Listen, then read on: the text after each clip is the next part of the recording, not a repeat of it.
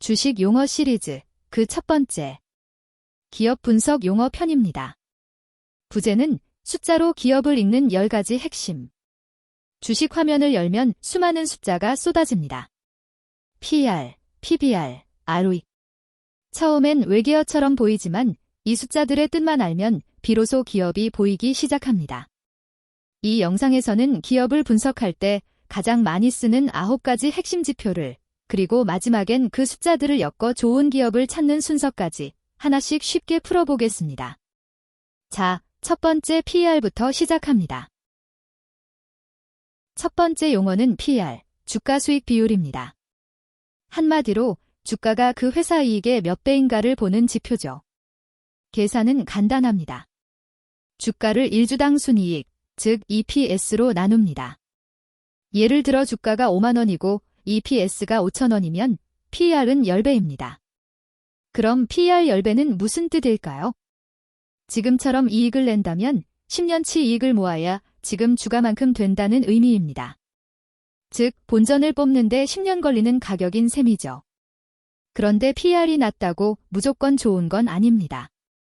PER이 낮은 회사는 시장이 성장을 기대하지 않아서일 수도 있고, 반대로 PER이 높아도 미래 성장성이 크다면 그만한 프리미엄이 정당할 수 있습니다. 그리고 기준은 업종마다 다릅니다.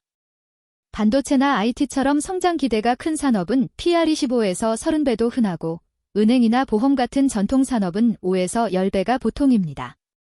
그래서 PER은 반드시 같은 업종 안에서 비교해야 합니다. 핵심은 이것입니다. PER은 단순한 가격표가 아니라 그 기업의 미래에 대한 시장의 기대 수준입니다. 자, 이건 이익을 기준으로 본 거였죠. 그렇다면 회사의 자산을 기준으로 보면 어떨까요? 두 번째 용어, PBR입니다.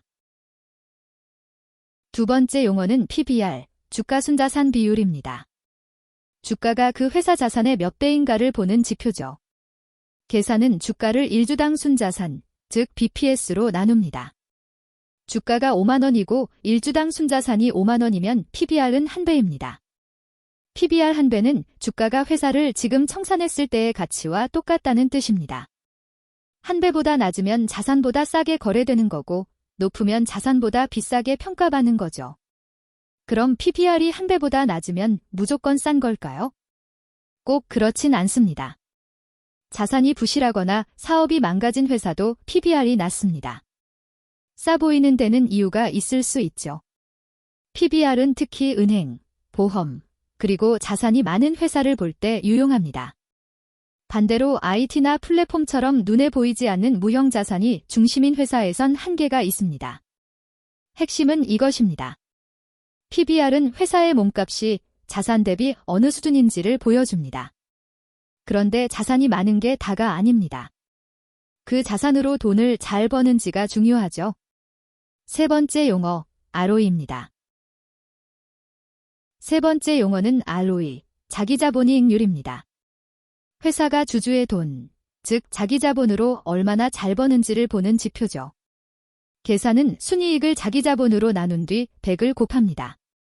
자기자본 100억으로 1년에 20억을 벌었다면 ROE는 20%입니다. ROE가 높을수록 주주가 맡긴 돈을 효율적으로 굴린다는 뜻입니다. 워런 버핏은 ROE 15% 이상이 꾸준한 회사를 좋은 회사로 봅니다. 다만 ROE가 높다고 무조건 좋은 건 아닙니다. 빚을 많이 내서 자기 자본을 줄이면 ROE가 인위적으로 높아 보일 수 있거든요. 그래서 부채와 함께 봐야 하고 한 해가 아니라 3년에서 5년 추세를 봐야 진짜 실력인지 알 수 있습니다. 핵심은 이것입니다. ROE는 기업이 투자받은 돈을 얼마나 효율적으로 활용하는지를 보여주는 가장 본질적인 수익성 지표입니다. 자, ROE의 분자는 순이익이었죠. 이 이익을 1주 기준으로 쪼개보면 또 하나의 중요한 숫자가 나옵니다. 네 번째 용어, EPS입니다. 네 번째 용어는 EPS, 주당 순이익입니다. 내가 가진 일주가 1년에 벌어주는 돈이 얼마인지를 보는 지표죠. 계산은 순이익을 발행 주식 수로 나눕니다. 순이익 500억을 1억 주로 나누면 EPS는 500원입니다. 이 일주가 1년 동안 500원의 이익을 만들어줬다는 뜻이죠. EPS는 사실 PER의 출발점입니다. 앞서 PER은 주가를 EPS로 나눈 거였죠. 그래서 주가가 그대로여도 EPS가 2배로 늘면 PER은 절반으로 떨어집니다. EPS가 꾸준히 자라는 회사는 시간이 갈수록 저절로 저평가되는 셈입니다. 한 가지 주의할 점, 회사가 자사주를 사서 주식수를 줄이면 이익이 그대로여도 EPS가 늘어난 것처럼 보입니다. 그래서 EPS만 보지 말고 영업이익도 함께 봐야 합니다. 핵심은 이것입니다. 꾸준히 늘어나는 EPS야말로 좋은 기업을 알아보는 가장 분명한 신호입니다. 지금까지는 일주를 기준으로 봤습니다. 이제 시야를 넓혀 회사 전체의 몸값을 보겠습니다. 5번째 용어, 시가총액입니다. 5번째 용어는 시가총액입니다. 이 회사를 통째로 사려면 얼마가 드는지 회사 전체의 시장 가치를 뜻합니다. 계산은 현재 주가의 발행 주식 수를 곱합니다. 주가 10만 원의 발행 주식이 1억 주라면 시가총액은 10조 원입니다. 시가총액은 회사 규모를 가장 직관적으로 보여줍니다. 시총이 큰 순서대로 대형주, 중형주, 소형주로 나뉘는데 대형주는 안정적인 대신 둔하고 소형주는 변동성이 큰 대신 기회도 큽니다. 그래서 같은 PER 10배라도 시총 100조 원짜리 회사와 100억 원짜리 회사는 위험 수준이 완전히 다릅니다. 투자 판단의 가장 기본이 되는 잣대가 바로 이 시가총액이죠. 핵심은 이것입니다. 시가총액은 그 기업이 시장에서 차지하는 위치를 보여주는 가장 직관적인 잣대입니다. 회사 전체의 가치를 봤으니 이번엔 그 회사가 주주에게 직접 나눠주는 현금을 볼 차례입니다. 6번째 용어, 배당 수익률입니다. 6번째 용어는 배당 수익률입니다. 내가 투자한 돈 대비 매년 받는 배당이 몇 %인지를 보는 지표죠. 계산은 1주당 배당금을 주가로 나눈 뒤 100을 곱합니다.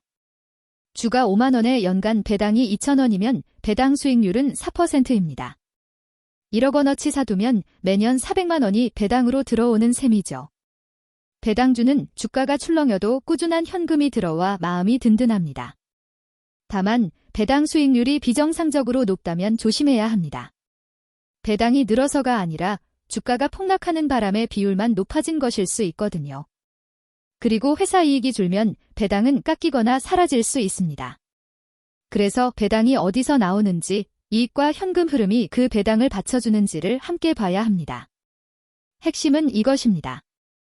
안정적인 배당은 장기 투자에서 가장 든든한 버팀목이 됩니다. 배당의 원천은 결국 회사가 쌓아온 자산입니다. 그 자산을 일주 기준으로 보면 어떻게 될까요? 7번째 용어, BPS입니다. 7번째 용어는 BPS, 주당 순자산입니다. 회사를 지금 청산했을 때 일주가 돌려받을 수 있는 자산의 가치를 뜻합니다. 계산은 순자산을 발행 주식 수로 나눕니다. 순자산 1천억을 1억 주로 나누면 BPS는 1,000원입니다. BPS는 앞서 본 PBR의 짝입니다. 주가를 BPS로 나누면 바로 PBR이 나오죠. 그래서 주가가 BPS보다 낮으면 PBR이 1배 미만, 즉 자산보다 싸게 거래되는 상태입니다. BPS가 중요한 이유는 이것이 일주가 기댈 수 있는 최소한의 가치이기 때문입니다. 가치 투자에서 안전마진을 따질 때 가장 먼저 보는 숫자 중 하나죠. 다만 장부상 자산이 실제 가치와 다를 수 있다는 점은 유의해야 합니다. 부동산은 시세대로인지 재고는 진짜 팔릴 값인지 따져봐야 하죠. 핵심은 이것입니다. BPS는 일주가 깔고 앉은 자산의 가치, 즉 회사의 바닥값을 보여줍니다. 자산 이야기가 나온 김에 그 전체 자산을 얼마나 잘 굴리는지도 봐야겠죠. 8번째 용어, ROA입니다. 8번째 용어는 ROA, 총자산이익률입니다. 회사가 가진 모든 자산으로 얼마나 효율적으로 돈을 버는지를 보는 지표죠. 계산은 순이익을 총자산으로 나눈 뒤 100을 곱합니다. 예를 들어 총자산 200억으로 순이익 10억을 냈다면 ROA는 5%입니다. 앞서 본 ROE가 주주돈, 즉 자기 자본이 효율이라면 ROA는 빚까지 포함한 전체 자산의 효율입니다. 그래서 둘을 같이 보면 회사의 진짜 체력이 드러납니다. 예를 들어 똑같이 ROE가 15%인 두 회사가 있어도 ROA가 10%인 회사와 3%인 회사는 전혀 다릅니다. ROA가 유독 낮다면 빚을 많이 끌어다 ROE를 부풀린 신호일 수 있거든요. ROA는 특히 공장, 설비, 현금처럼 자산이 많은 제조업, 금융업, 인프라 기업을 비교할 때 유용합니다. 핵심은 이것입니다. ROA는 회사가 가진 모든 것을 얼마나 알뜰하게 굴리는지 그 자산 운용 실력을 보여줍니다. 여기까지가 이익과 자산을 따로따로 본 지표들이었습니다. 이제 회사를 통째로 평가하는 한 차원 높은 지표를 보겠습니다.